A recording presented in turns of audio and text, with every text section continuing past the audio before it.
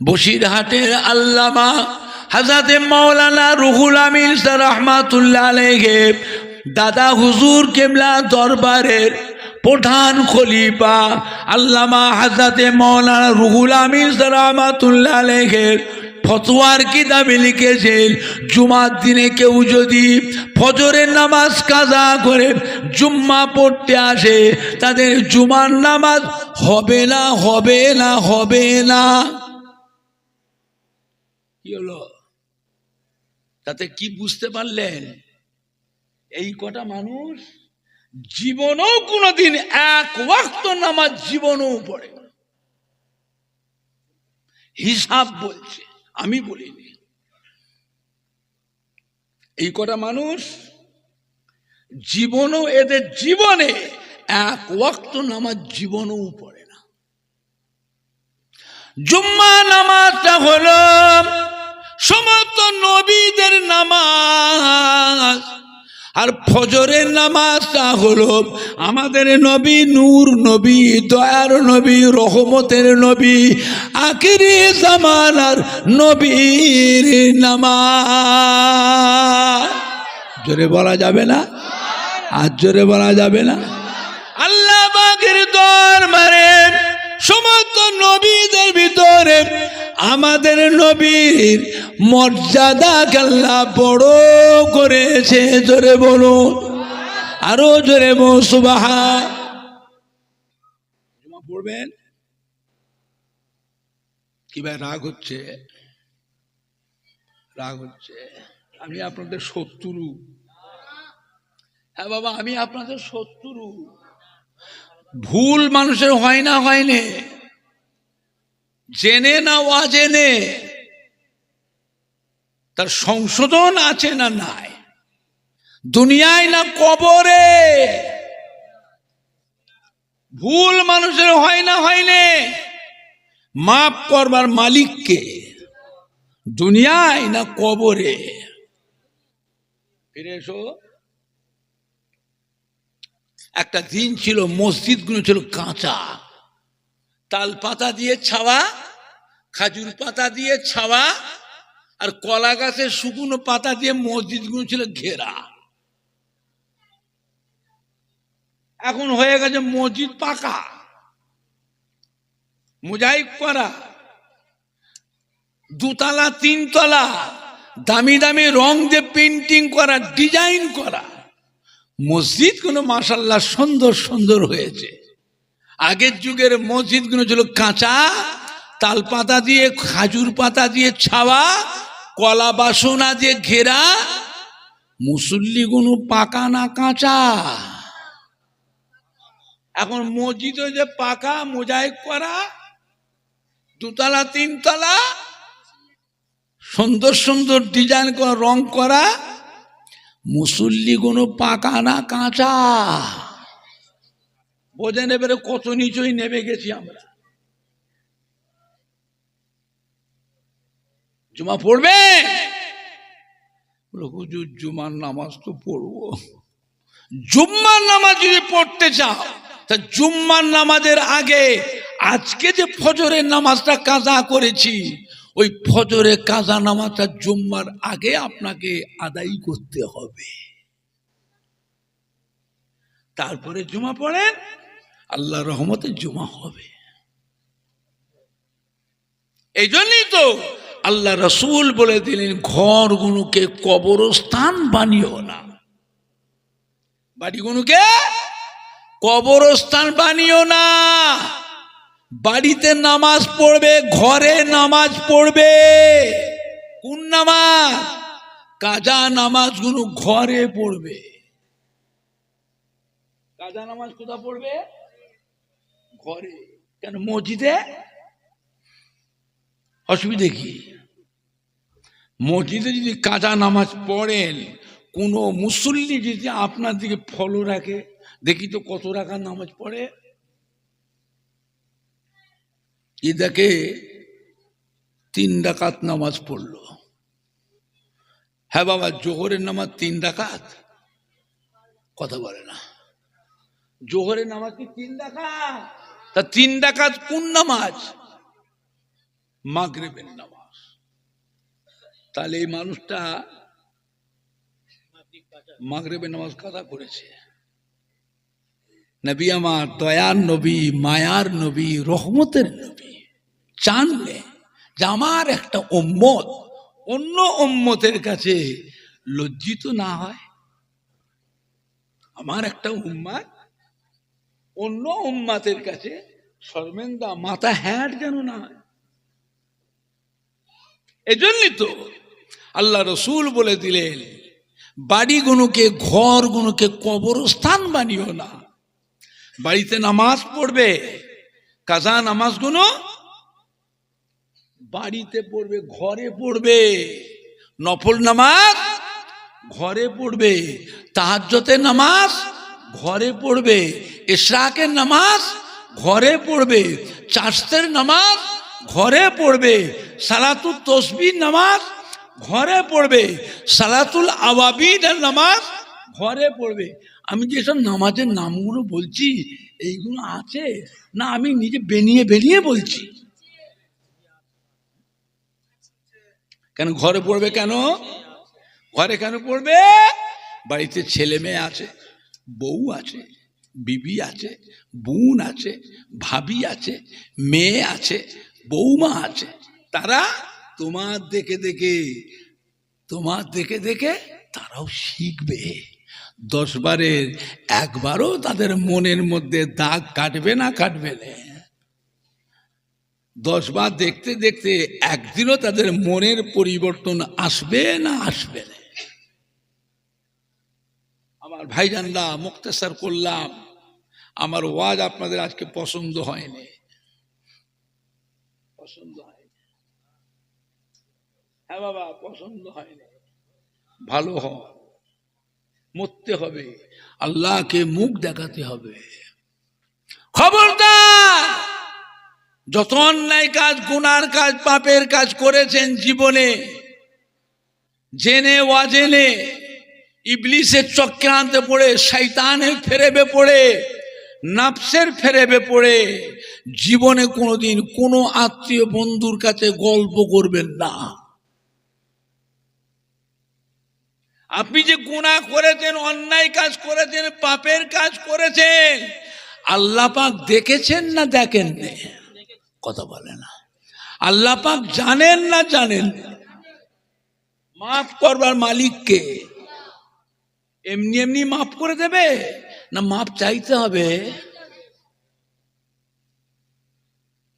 বান্দা যখন নীরবে নিঝুমে মসজিদে, খানকাতে, হুজরাতে, মাদ্রাসায়, বাড়িতে, ঘরে, পাহাড়ে, পর্বতের গুহায় গুহায়, নীরবে নিঝুমে চোখের পানি ফেলে, নাকটা কপালটা ঠেকিয়ে সেজদা করে, 2 হাত তুলে চোখের পানি ফেলে কেঁদে কেঁদে ক্ষমা চায়, আল্লাহ পাক আমি বুঝিনি, বুঝতে পারিনি, শয়তানের চক্রান্তে পড়ে, ইবলিসের প্রেমে পড়ে, নফসের প্রেমে পড়ে, নফস শয়তান, নফসে আম্মারা আছে না নাই?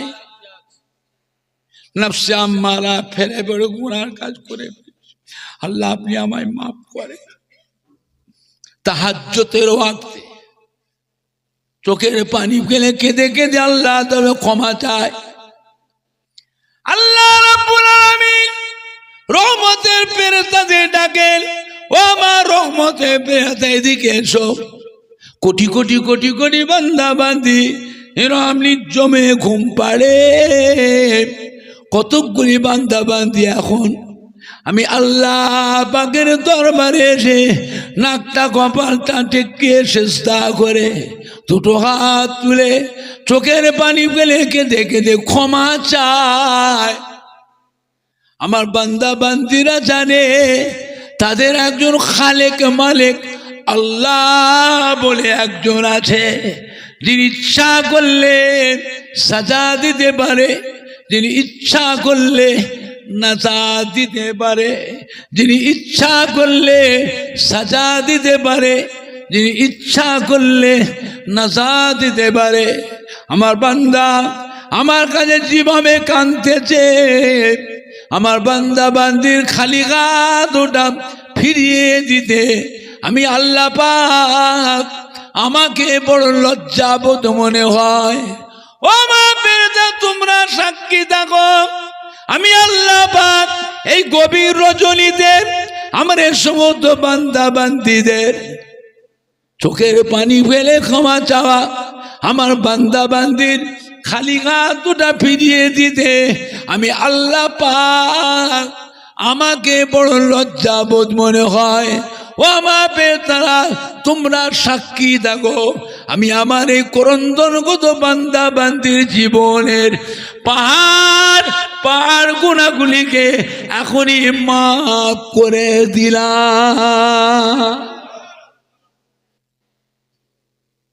নিজের কন্যায় গুনার কথা, গোপনীয় গুনার কথা কোন চিন্তা হয়? বন্ধু বান্ধব, আমাদের ছেলে পেলেদের মধ্যে কিছু কিছু এত অলস, এত মডার্ন, এত আলসামি, এত বিলাসিতা, এত সুখ ভোগ পেয়ে গেছে। বাবা, আমরা মরে গেলে আমাদের নামে আর এরা দোয়া করবে না।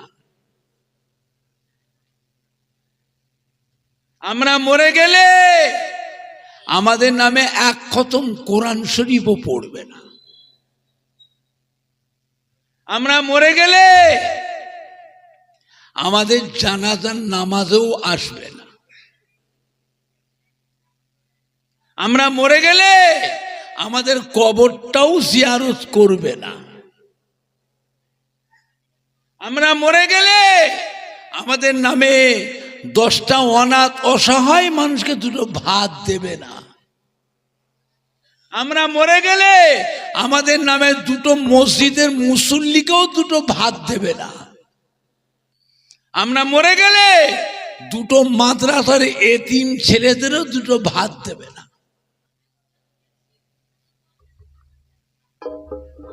আমি চিন্তা করি বাবা, খুব চিন্তা করি, বুঝলেন? এরা বুঝে গেছে অন্য জিনিস। মোবাইলগুলো কিনছে, 4 মাস 6 মাস ব্যবহার করে ওইটাকে বিক্রি করে আধা সুদা করে বেচে দামি দামি মোবাইল কিনছে। মোটর সাইকেলগুলো কিনছে, 6 মাস 8 মাস চড়ে নিয়ে ওটাকেও বিক্রি করে দিচ্ছে আধা সুদা করে দিয়ে, এবার একটা হাই পাওয়ারের মোটর সাইকেল কিনছে। কথা বুঝতে পারছেন না?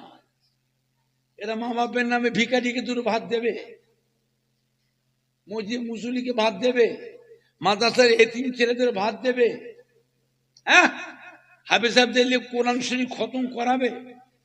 যে পয়সা ওইদিকে খরচ করবে সেই পয়সা দিয়ে ওরা আরো বিলাসিতা করবে। কথাটা এখনো মাথায় ঢুকছে না? কথাটা বলে নেবে। এইসব ছেলেদের দিয়ে মা বাপের কি উপকার হবে? কি উপকার হবে? বাপ কি খেলে গেছিল রে, একটা করে টিপ মারছি আর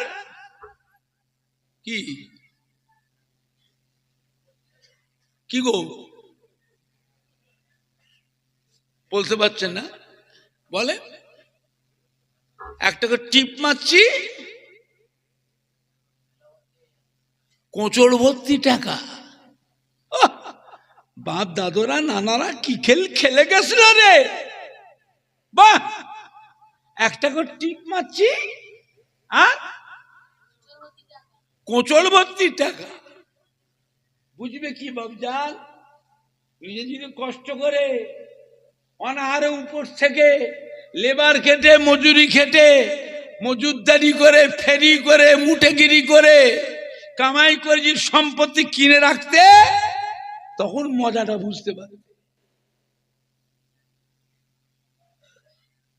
এখনো বুঝতে পারছেন না? আমার ভাইজানরা, বাপজানেরা, এত বিলাসিতা মহজ করছেন তো 5 কাঠা কেন না, কেন 10 কাঠা কেন না, তবে তো মজাটা বুঝবে। আমাদের জনম দুঃখিনীদের এমনও দিন গেছে জবের আটা খেয়ে, ভুট্টা খেয়ে, মাইলো খেয়ে, বছরে খাক খেয়েছে, আবার উপোসও দিন কাটিয়েছে কোনো কোনো দিন। আজ লকডাউন, 2.5 বছর লকডাউন।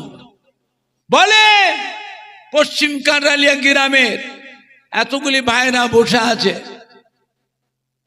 2.5 বছর লকডাউনের ভিতরে একজন বলতে পারবো যে ছেলে মেয়ে হুজুর উপোস দিন কাটাচ্ছি, উপোস থাকছি, খেতে পাইনি হুজুর, শুকিয়ে আছে, কেউ বলতে পারবে? আরে কথা বলে না, কেউ বলতে পারবে? হ্যাঁ, আমাদের আব্বা দাদু নানাদের উপোসও কাটিয়েছে। কথা সত্য না মিথ্যে কথা? এত কষ্ট করেছে, তবুও তারা ছেলে মেয়েদের, নাতি পোতাদের মুখের দিকে চেয়ে এই সম্পত্তিগুলো তারা বিক্রি করে গেল না, বিক্রি করে গেল না। আমার ভাইজানরা, বাপজানেরা, আজ তারা কবরে শুয়ে এতিমের মতো পড়ে পড়ে কাঁদতেছে, শুধু একটু দোয়ার আশায়, নেকির আশায়। দোয়া দরকার আছে না নাই? একলা একলা করবেন? এসো সবাই মিলে বসি। আমরা জানি আল্লাহ নেক বান্দাদের সাথে গুনাহগার বান্দারা যেটা যদি বসে, নেককাদের ওসিলায়, আল্লাহ ওয়ালাদের ওসিলায়, নামাজি বান্দাদের ওসিলায় গুনাহগার বান্দার গুনাহকে আল্লাহ পাক দয়া করে মাফ করে দেয়।